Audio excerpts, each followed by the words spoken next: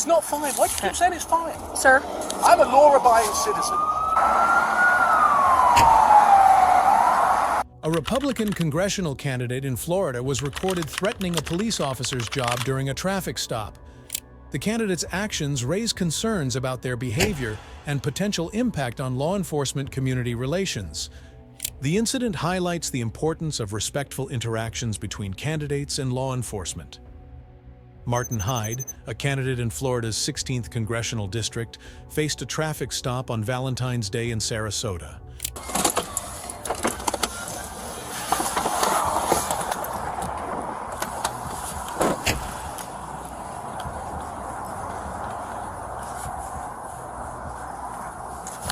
Hey, how you doing? How you doing, sir? I'm Sebastian, Sarasota Police Department. You're on audio and video recording. The reason for the stop, you were observed going 57 and a 40, and you were on your phone texting while you were doing that.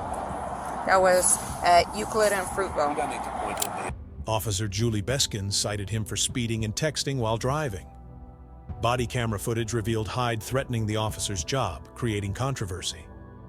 This incident not only highlights the candidate's alleged traffic violations, but also raises concerns about the appropriateness of his response to law enforcement, potentially impacting his candidacy. Can I see your registration, please? You're not going to give me your registration, sir.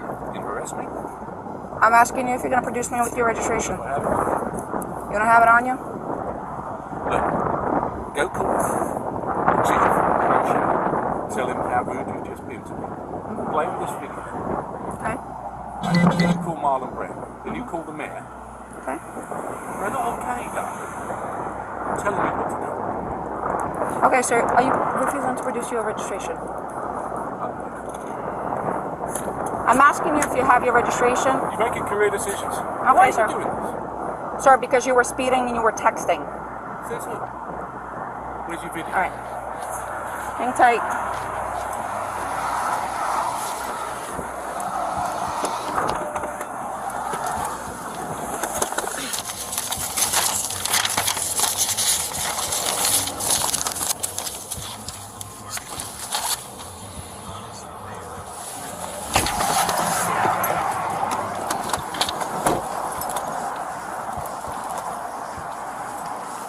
Call the supervisor. I just spoke to your boss. Okay. No, it's not okay. You want your paperwork? Is it your Russian immigrant status that makes you talk to people like this? During the traffic stop, Officer Beskin informs Martin Hyde about the recorded nature of the encounter and the reasons for pulling him over: speeding and texting while driving. Hyde's immediate response of threatening to call the officer's supervisor and even the chief suggests a confrontational attitude, raising questions about his behavior during the incident. He's a friend of mine. I'm sorry? I'm aware of that situation. Okay. I'm on my way over there. You know Pat Robertson, right? Yes, I do, sir. Why are you doing this? Because I have a job to do, sir. Not like that. Nobody's above the law. No one's above the law. You have to have some degree of respect for law-abiding. That degree of respect started the moment I walked up to your car, sir. No. You knew exactly what you were doing and you made a mistake. If that is your feeling, you are more than welcome to fight the citations in court. I won't fight the citation. I'll Okay. fight your employment. Okay. You're more than, you're an influential person. Very. You could go ahead and do that. Yes, I can. Okay. Why not just say you're sorry? Because I did nothing wrong, sir. I was doing my job, but I am going to ask you either to sit in your car or step on the sidewalk because I don't want either one of us getting hit. Okay. Sir, I have nothing more to say to you, sir. You requested my supervisor. You can have the conversation with them now.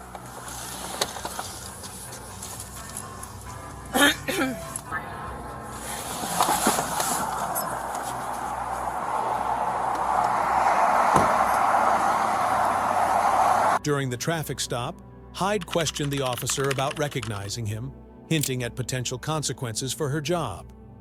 When asked for his license, registration, and insurance, Hyde hesitated and suggested the officer might lose her job. A tense exchange ensued, with Hyde asking if he would be arrested.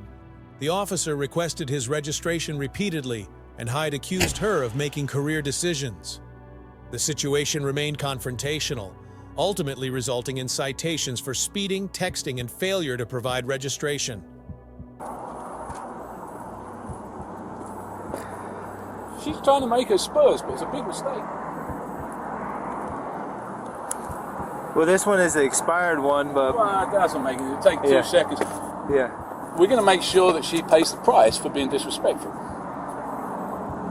And I just wanted you to witness it, know that the registration was right there, and she deliberately chose to write the ticket. She came up, she said, the first... Look, there's a video of it, so be quiet. There's a video of what you said. There is. And I've got a video of what you said.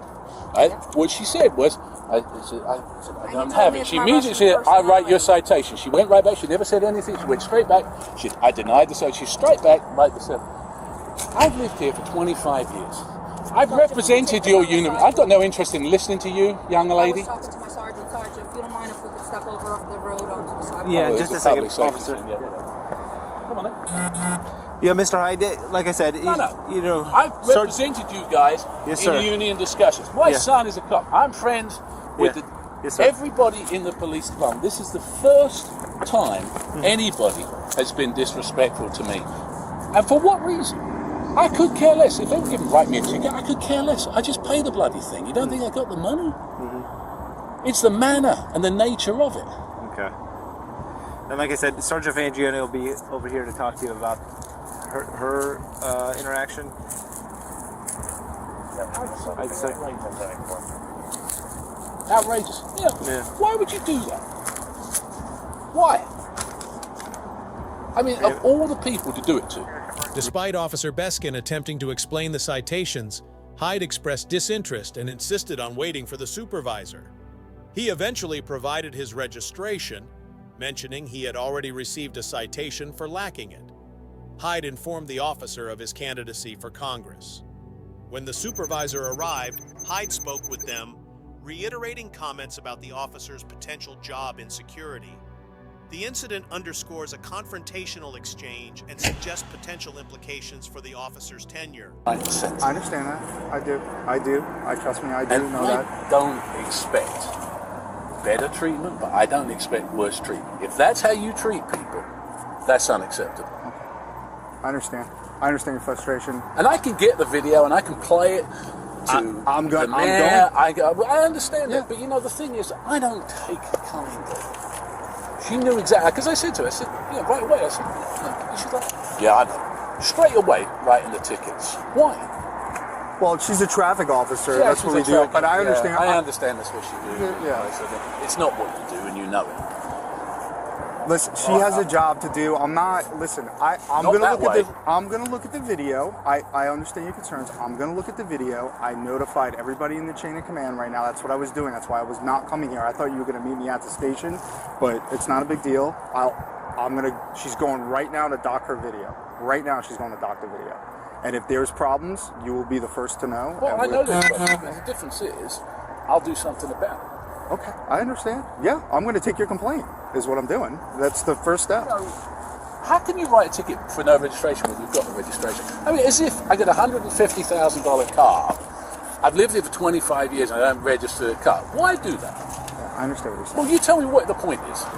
It's just a state statute that she enforces. She's not the only traffic Would officer you that give writes. a ticket for that? I really don't leave the office. I understand what you're saying. I understand you got a video on there, but the fact is, nobody in their right mind would give a ticket for that to me. Nobody. I understand what you're saying, and you producing it, she probably should have taken that ticket away, but I'm going to find out what exactly occurred. And Because she had a bee in her bonnet because she thought she was on a big power trip. Guess what? She's been there 7 years. She ain't going to make 8. I'll make sure. Well, I'll get going on. She ain't. All right, listen, that's your prerogative. I want to get This started. is not right, Andy. Okay, I understand. Right. You don't treat people that have treated and supported your partner like that. I understand where you're coming from. I do. Bare minimum of respect is yes sir, no sir. Not a word of it. Straight off. Talking to me like I'm a piece of dust. Get back in your car. Which is this? She's standing, she's got a car door open and I'm leaning against here talking to someone. Okay? So, in case you get hit by traffic. Just being difficult. Okay? Just being cocky. I understand. Hyde apologized for his behavior, committed to avoiding future legal violations, and acknowledged his known verbal assertiveness. He mentioned that his assertiveness is appreciated when confronting actions people disapprove of, positioning himself as someone others like to have on their side, both physically and in terms of character. Thank you for watching the video. Hope you all liked it. Do not forget to subscribe and turn on notifications so you will never miss any episode of our enthralling series. We are looking forward to seeing you next time, so stay curious about next video.